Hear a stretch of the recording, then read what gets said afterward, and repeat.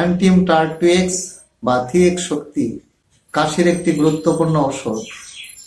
যদি দেখেন রোগীর বুকে প্রচুর পরিমাণে সর্দি জমে গিয়ে গলা ও বুকের মধ্যে সায় সায় ও ঘর ঘর শব্দ হচ্ছে, অনেক চেষ্টা করেও সেলেসা তুলে ফেলতে পারে না, রাত্রে কাশির বৃদ্ধি, মনে হয় যেন দম আটকে যাবে, কখনো কখনো কাশির ধমকে বমি করেও ফেলে।